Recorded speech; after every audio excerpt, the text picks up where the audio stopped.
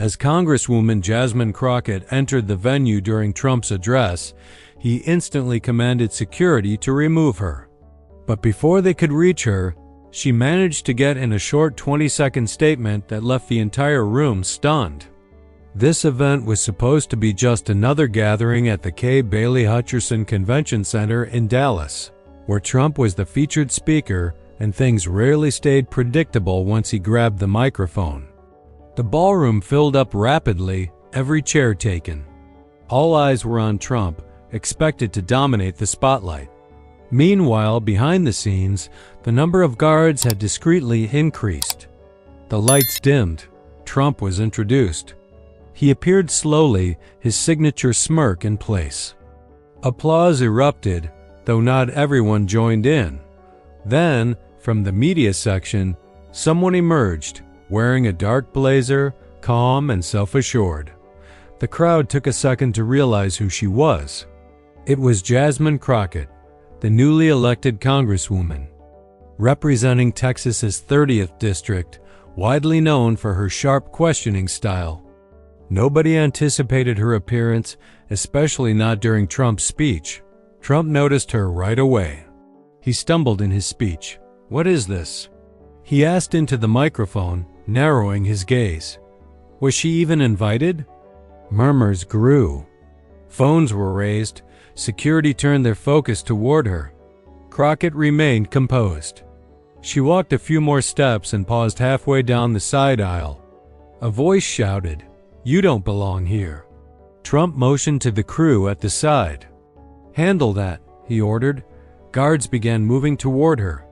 Crockett lifted her hand, palm facing out. "I'm only asking for a minute," she projected firmly enough for the room to hear. "Just 1 minute, then I'll go." The room went quiet. No one moved. Trump froze. Something about her calmness made people stop instead of reacting in chaos. The two men in dark suits kept approaching. The audience still hadn't decided what to do. Crockett remained firm. "I was invited," she said, addressing the crowd, "by Representative Noah Hargrove, who couldn't attend today." Then, she turned toward Trump. "You speak of open discussion. Let me offer a single minute of mine." The two security guards hesitated, unsure whether to continue. Trump looked back and forth between the audience and Crockett. "This isn't your stage," he said into the microphone. "You weren't approved. You want a minute? Start a podcast." A ripple of laughter spread through parts of the crowd. Crockett stayed steady. "I'm not here to cause disruption," she said. "I'm here because this nation is for everyone, not just those we agree with." That line struck a deeper chord than expected. Trump stepped away from the podium, waving his hand impatiently. "I'm not playing this game," he muttered. "Off mic. Just remove her." One guard stepped forward again. Suddenly, a woman seated in the front row rose. "Let her speak," she said. A man a few rows back repeated it. "Yeah, let her talk." The crowd wasn't roaring, but the pushback was enough to freeze the moment. Trump squinted toward the audience. "Really? We're calling stage-crashing free speech now." But by now, resistance had faded. Too many phones were recording. The event had shifted. It was no longer a tightly managed platform. It had turned into a public exchange. Finally, Trump, clearly annoyed, waved toward the microphone. "Fine," he said. "You've got 60 seconds. Let's hear something brilliant." He stepped aside. The guards halted. Crockett didn't rush forward. She walked slowly toward the front, stopping just a few steps away from the stage. She didn't approach the podium. Instead, she faced the crowd and gently joined her hands. "I'm not here to discuss policy," she started. "And not today, because this moment is no longer about politics. It's about people, about how we speak to one another and how we shut down as soon as we hear a different viewpoint." She paused, her eyes scanning across the audience. "I grew up just 15 minutes away in South Dallas. I used to take the DART to school, passing this very convention center every day. I never thought I'd be inside it one day, asking for a chance to speak. Some in the audience leaned forward, listening closely. I'm not trying to persuade you. I don't need your applause, and I'm not here for agreement. I just want to remind everyone we're not enemies. We're fellow Americans. And if we can't handle hearing a different voice, then we've already lost more than an election. The room fell quiet. Not an uncomfortable silence, just calm. Even Trump didn't interrupt. Crockett glanced around again, gave a slight nod, and stepped back once. That's all I needed to say, but the room didn't move. The silence stayed not uneasy, but full. Trump stood to the side of the podium, arms crossed, watching. Jasmine remained just off the stage's edge. Then, from the back right corner, a slow clap began, hesitant at first. A couple of hands, then a few more joined in. It wasn't a roaring ovation, but enough to cut through the stillness. Trump stepped up again, breaking the moment. "All right," he said. She said her piece. "That's America for you, even when it's tough to listen." His voice was part sharp, part dismissive, but even he sensed something had shifted in the room. Then, a man stood up from the middle row, wearing a red golf shirt. "Congresswoman," he said loudly, "I don't usually agree with you, but you said that better than most ever could. Respect." She didn't smile, just gave a single nod. Trump blinked, visibly surprised. He raised his eyebrow and turned slightly toward the man. "Well," he said with a quick, dry laugh, "aren't you full of surprises today?" And just like that, the room began returning to normal. Reporters rushed to post their footage. Security eased.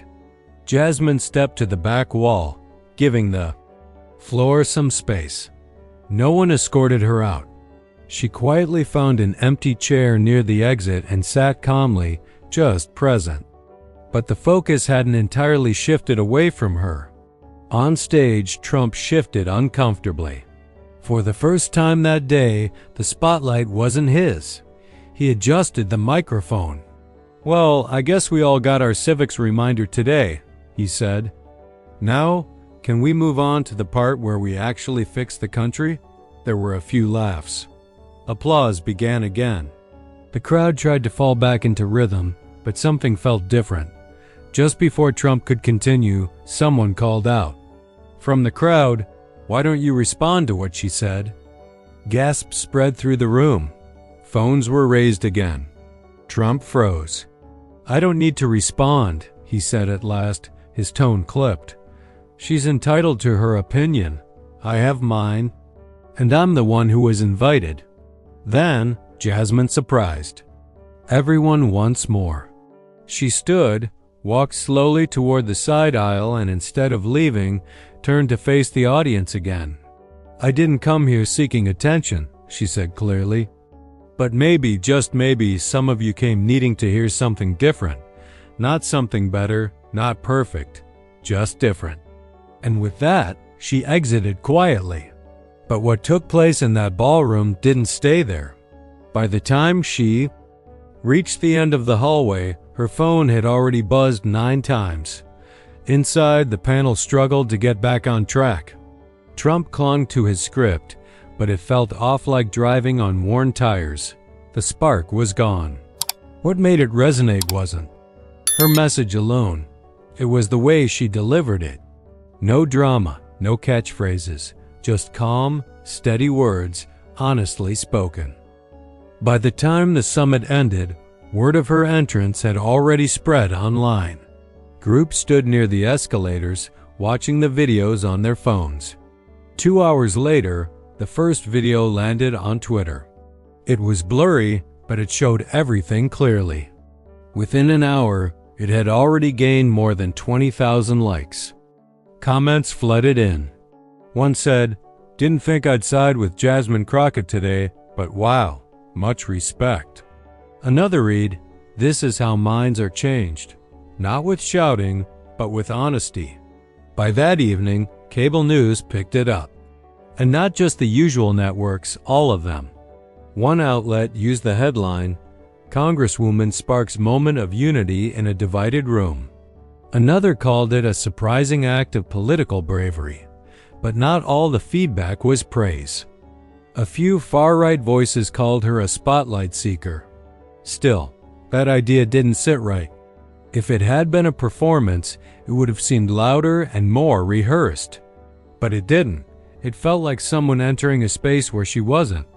Welcomed, quietly asking to be heard and succeeding, without ever raising her voice.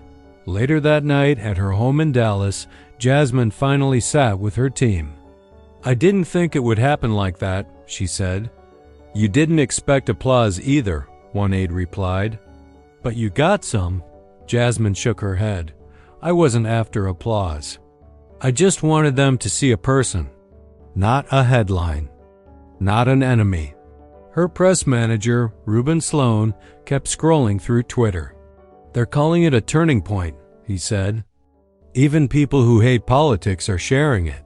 Jasmine looked up, her face tired. "That's the saddest part," she whispered. "All I did was ask for 1 minute without yelling. And now it's a headline across the country." Not long after, something else unexpected occurred. As she walked toward her car in the vendor parking area, a group of attendees caught her attention. Someone said her name, Congresswoman. She turned. A man was jogging toward her, looking uncertain.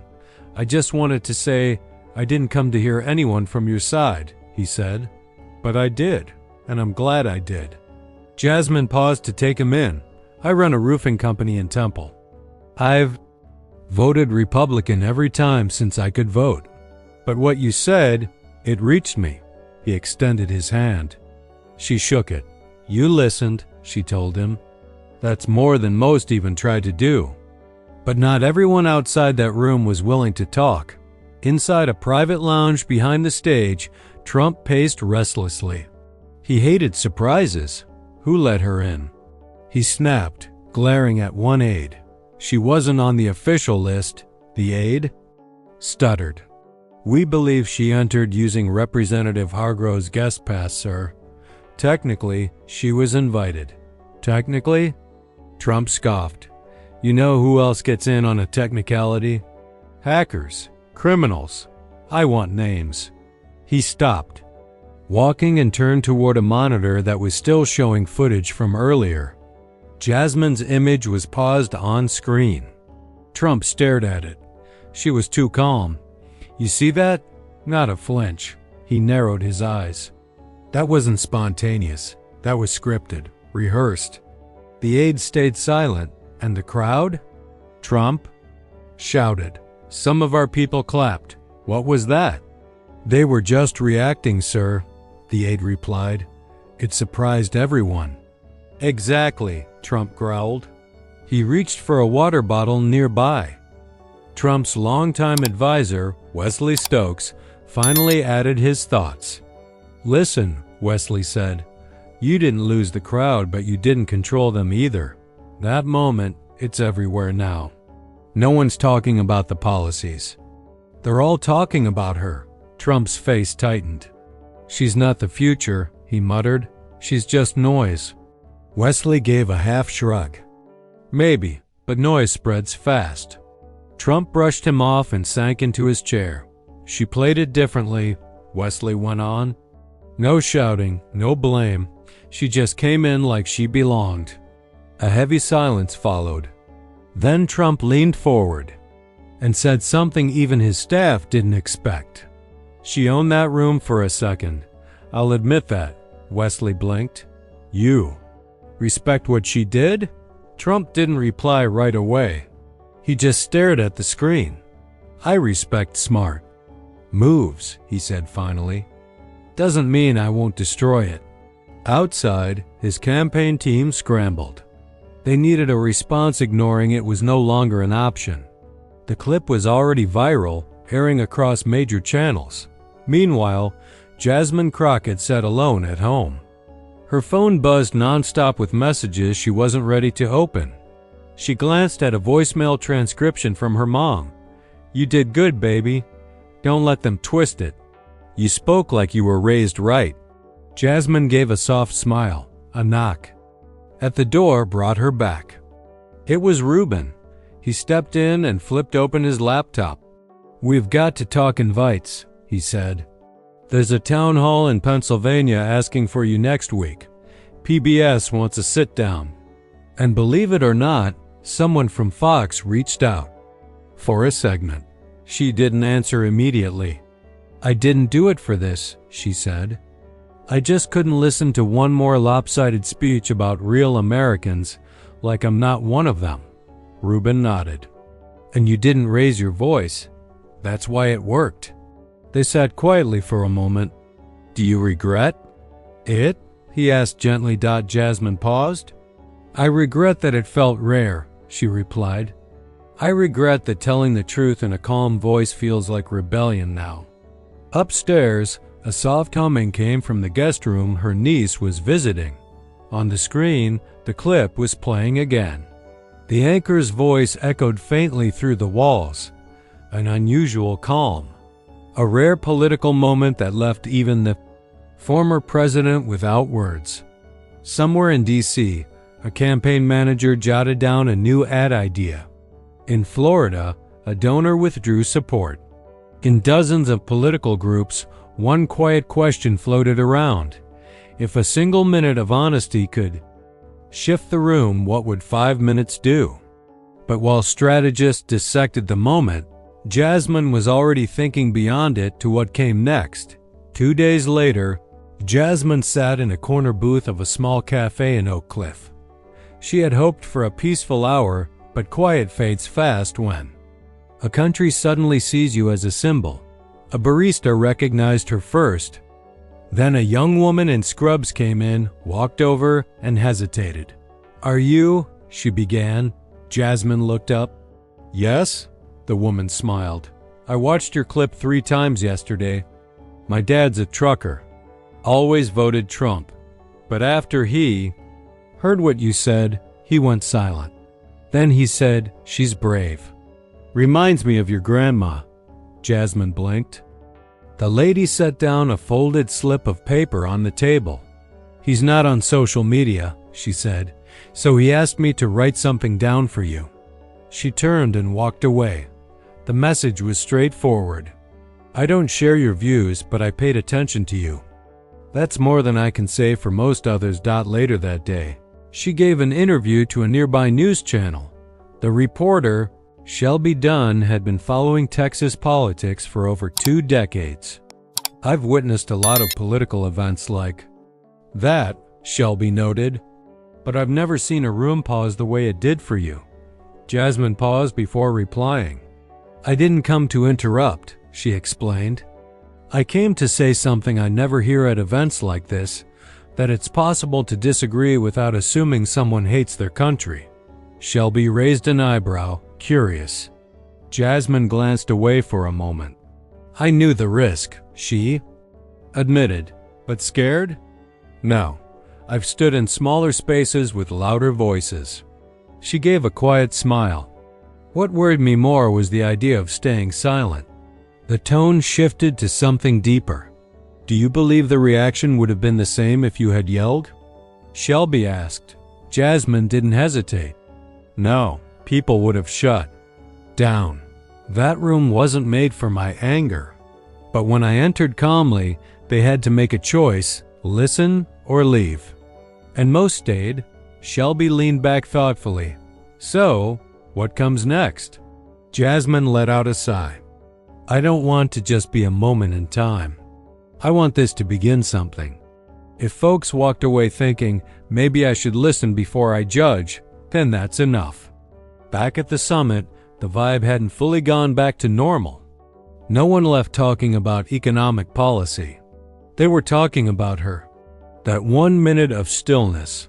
But what truly stuck with people wasn't the cheers, it was what followed. During a short recess, a handful of attendees gathered around the coffee area. They came from different corners of the state. No one shouted. No one live-streamed. They simply talked. A veteran named Jasper Thorne rested against a pillar. "I've always been on Trump's side," he said. Still am, but she made a point. The way she handled herself, it hit me. Even during the next panel inside the BEA main hall, the impact of that moment still lingered. One of the presenters, State Senator Colin Greer, couldn't ignore it. I wasn't planning to bring this up, he said mid-speech. But if we just continue on like nothing happened, we're lying to ourselves. He looked directly at the crowd. Congresswoman Crockett showed real bravery, whether you support her or not, whether you support me or not. I still think courage matters in politics. The applause wasn't roaring, but it was sincere, genuine. In a time when shouting often drowns out substance, Crockett made herself heard by refusing to follow the usual script. Yet, she wasn't basking in the spotlight. She was back in her home district, walking the streets, meeting with teachers, hosting listening circles, and chatting with small business owners. Her team pushed her to ride the wave, book national interviews, take center stage, but she decided to stay grounded. I want them to see I didn't just become a headline. I'm still their neighbor.